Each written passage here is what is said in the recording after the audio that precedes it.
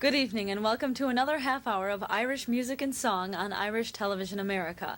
I'm Elizabeth Coughlin. And I'm Tom Looney, and tonight we're going to take a look at one of Ireland's great writers, George Bernard Shaw, as well as all the events going on around town. We'll also have music from Frank Patterson, Brendan Boyer, and a look at the year in sports with Eamon Kelly. And to start off the show tonight, we have Paddy Riley singing The Rocky Road to Dublin. Right, here we go. The Rocky Road to Dublin.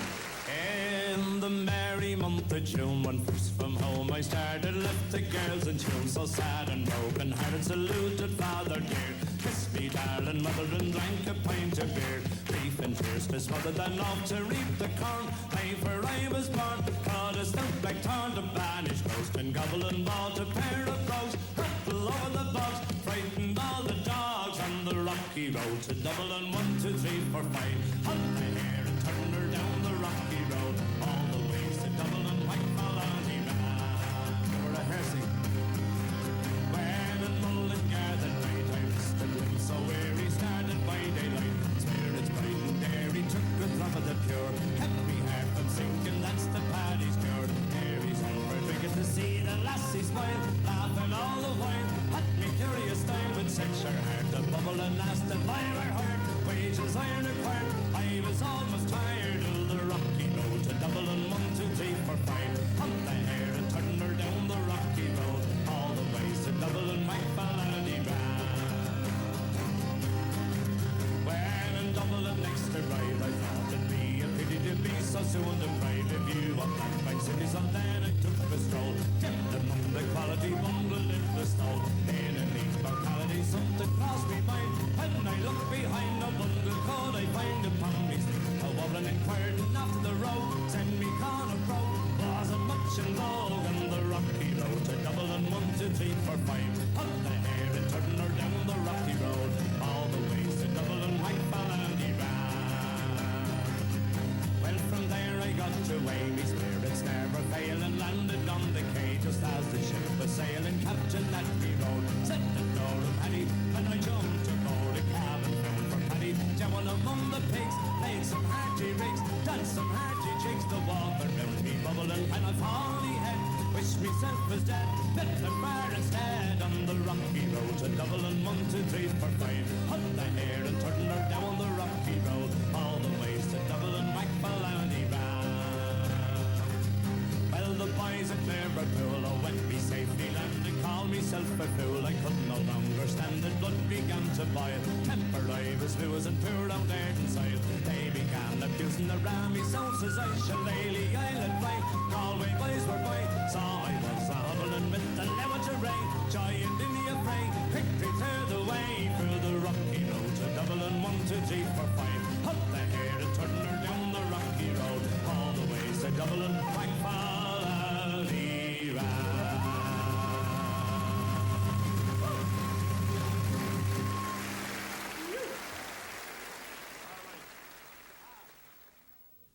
From A Writer's Ireland, here's a look at the famed Irish writer George Bernard Shaw. If you'd like to add this fine video to your collection, please call Banshee Video Distributors at 1-800-535-0306. George Bernard Shaw immortalized the views from his home in Dalkey in County Dublin when he said, "I have never seen more beautiful skies, even in Venice. And I always look at the sky."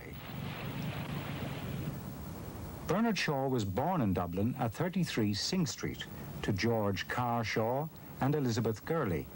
He was raised largely by governesses and by maidservants, one of whom took him into pubs with her boyfriends, thereby helping to give him a lifelong aversion for such places, very untypical of an Irish writer. In fact, Shaw said his real education came from visits to the National Gallery of Ireland in Merrion Square and to exposure at home to great books and music. The books, music, and the house on Dalkey Hill, Torca Cottage, were all provided by the same man, George Lee, a music teacher whom his mother became involved with and who introduced George Bernard to the Mediterranean beauty of Killiney Bay and its environs.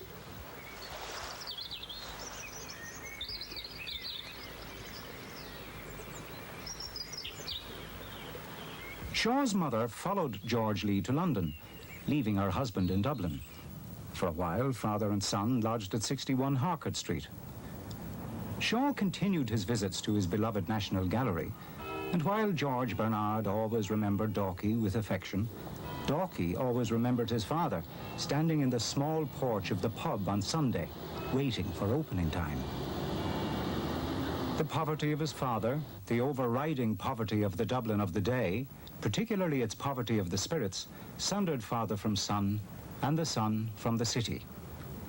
He said of his leave-taking, "I showed my own appreciation of my native land in the usual Irish way, by getting out of it as soon as I possibly could." However, in London, Shaw married Charlotte Payne Townsend, a calm, intelligent lady who came from County Cork, and so the Shaws were to return many times to Ireland. Glengarriff, one of County Cork's jewels, is said to have inspired him to write St. John. His plays, his prefaces, have all the gnarled, flaring, durable beauty of the fuchsia that both delights the traveller and protects the property of Kerry. That most impossibly harsh, improbably beautiful county, ranging from Killarney's lakes and dells to the Gap of Dunloe and the Skelligs.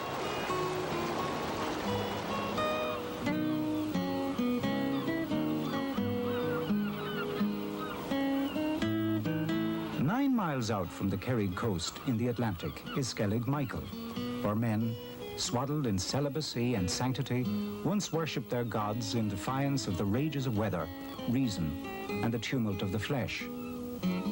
Shaw said of this place, "The magic that takes you out, far out, of this time and this world."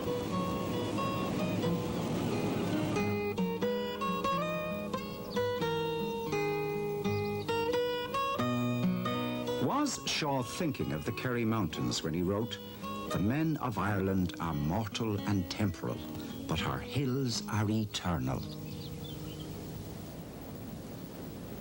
George Bernard Shaw always remembered his visits to the National Gallery, and the generous bequest of his royalties to the gallery has been used to add many works of art to the collection.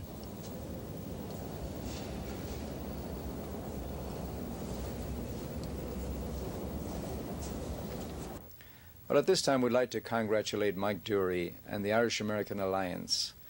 That's a new group that was formed with emphasis on economics, and I'm sure that it will be a great asset to many of the Irish organizations around town. We'd like to wish him all the very best in the future. Now, stay tuned for more of Irish TV after this message. Planning a party or banquet? Why not let the Abbey Restaurant and Pub host your event?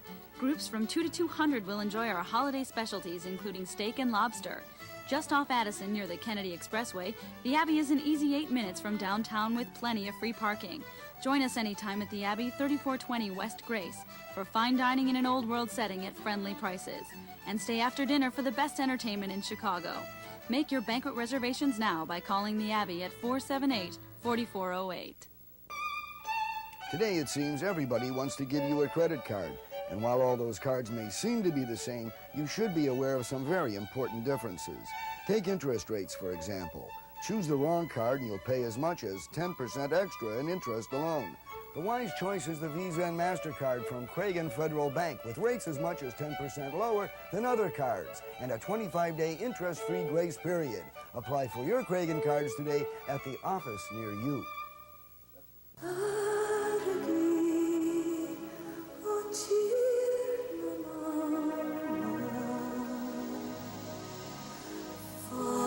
It is said, in the course of a lifetime, you'll make only one or two true friends. We know where you just might find a third. Ireland, the ancient birthplace of good times. Call 1-800-SHAMROCK. Got a tape from overseas? Can't play it on your VCR? At Abbey Productions, we convert standard VHS, Super VHS, Beta, and 3/4-inch tapes so they'll play on your TV. We also convert American tapes to foreign formats. Whether it's a business tape or a tape from your loved ones, Abbey Productions offers quality duplications and conversions at competitive rates. And why not try our television production services for your next business meeting, training seminar, or broadcast commercial? Give Abbey Productions a call for their surprisingly affordable rates at 539-6000. You're watching Irish TV America. Let's continue now with Frank Patterson singing Little Bridget Flynn.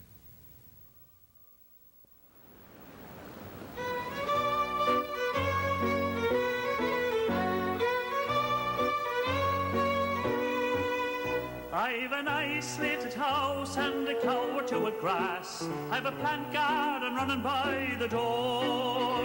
I've a shelter for the hens and a stable for the ass. And what can a man want more? I don't know, maybe so. For a bachelor is easy and he's free. But I've lots to look after and I'm living all alone. And there's no one looking after me.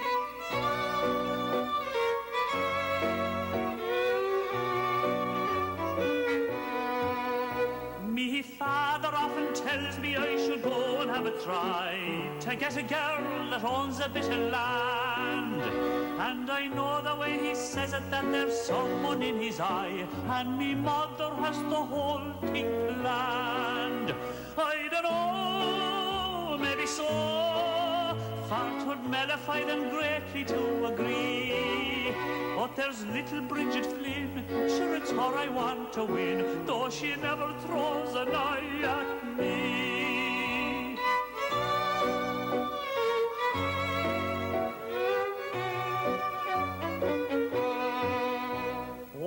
There's a little girl who is worth her weight in gold, and that's a decent dowry, don't you see?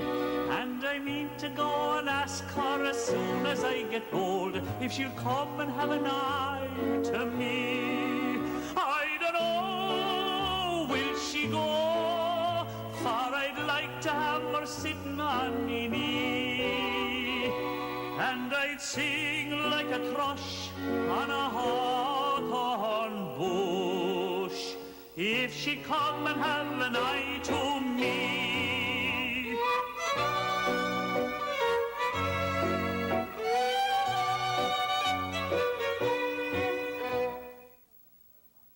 Brendan Boyer and the Big 8 Irish Show Band were a longtime attraction at the Barbary Coast in Las Vegas. They've now taken their show on the road and will be performing at the Irish American Heritage Center on January 25th. For reservations, call 282-7035. And if you missed the performance by Brendan Boyer at the Irish American Heritage Center, remember they will be playing at the Abbey Pub for one last show. That's January the 27th on a Sunday afternoon at 3:30. And for reservations for that dinner show, you can call 478-4408. This time we have Liam once again to do his interpretation of that beautiful set dance, The Three Sea Captains. Liam Harney.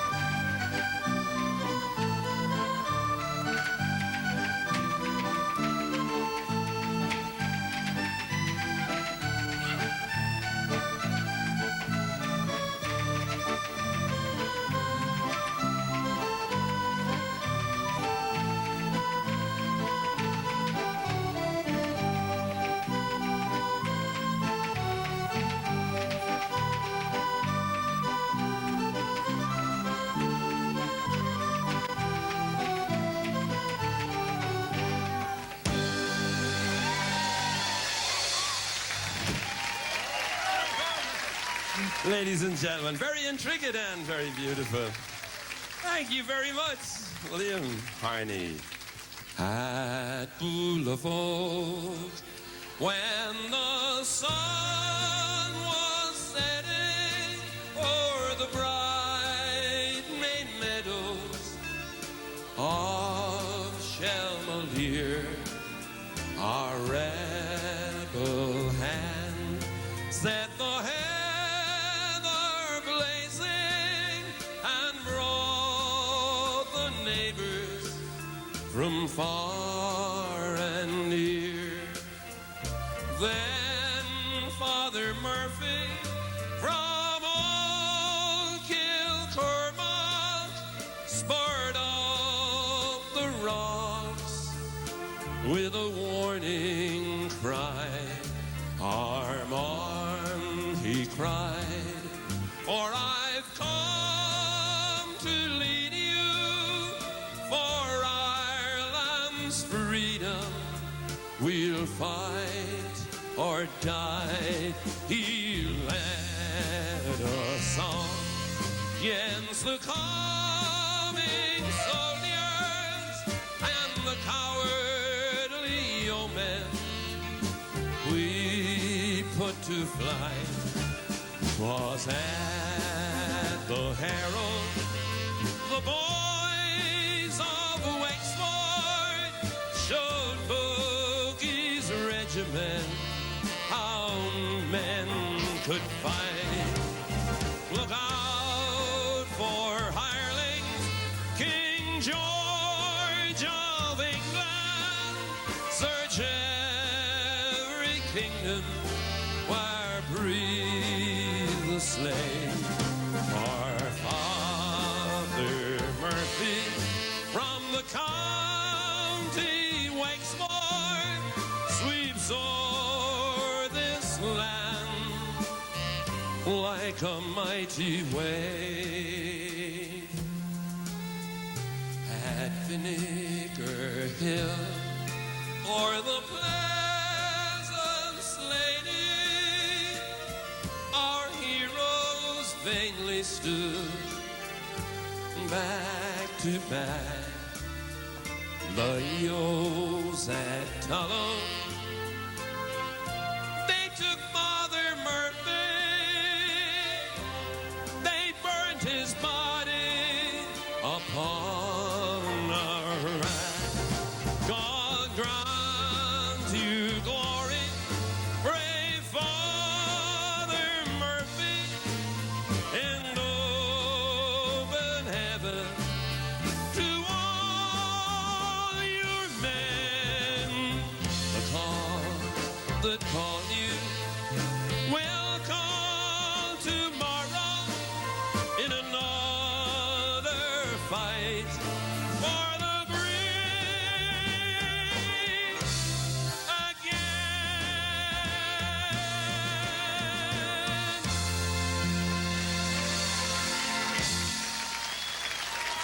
Oh, one for Wexford. Thank you.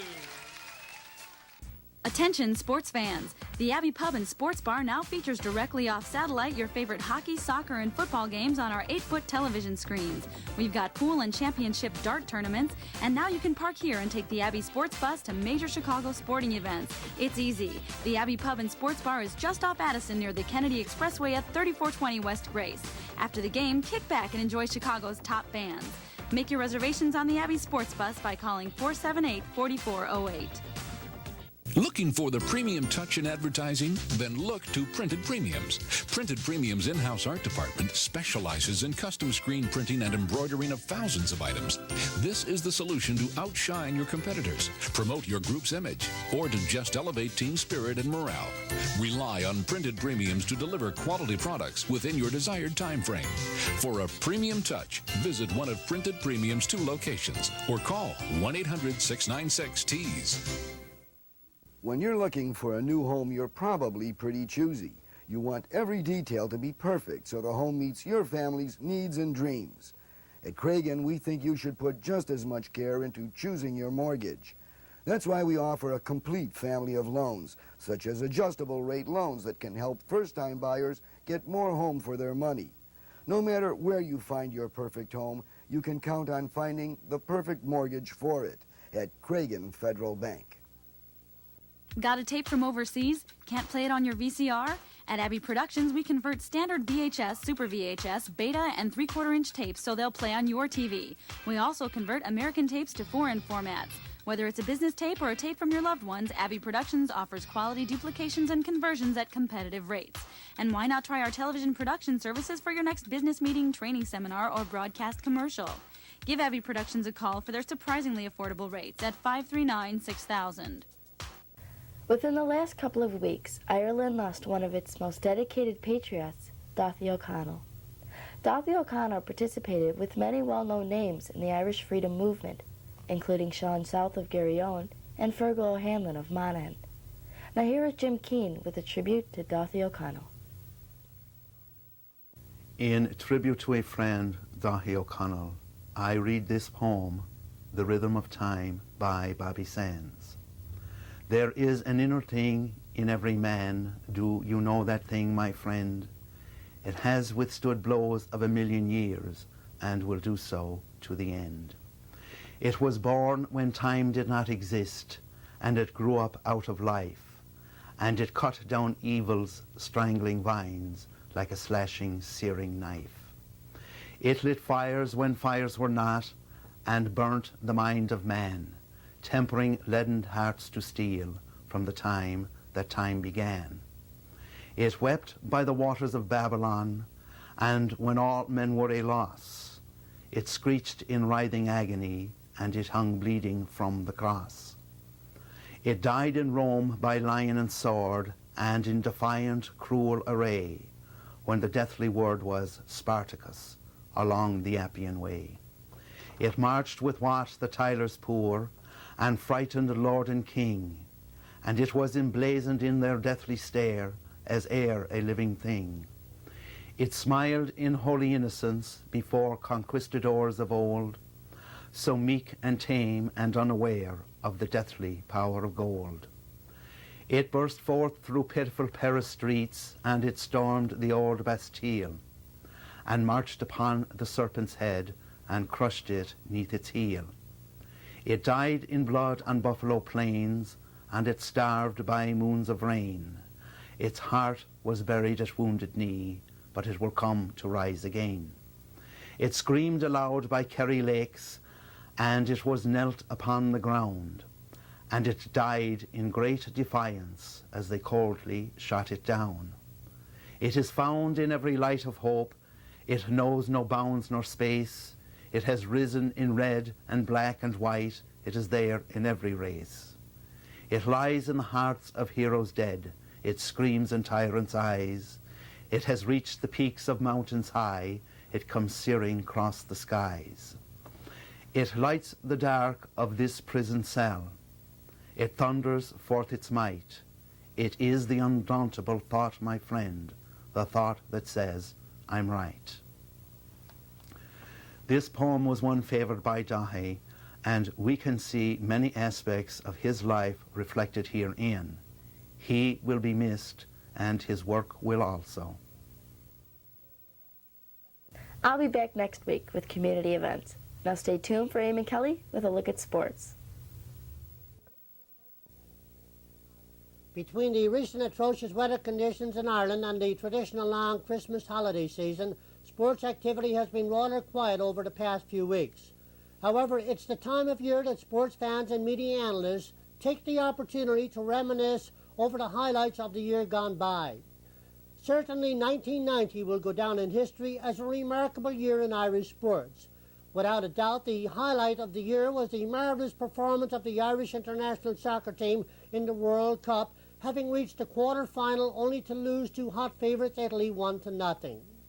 Besides the great soccer achievement, Irish sports fans were proud of their athletes' accomplishments at global level in so many other sports, such as golf, track and field, cycling, boxing and horse racing.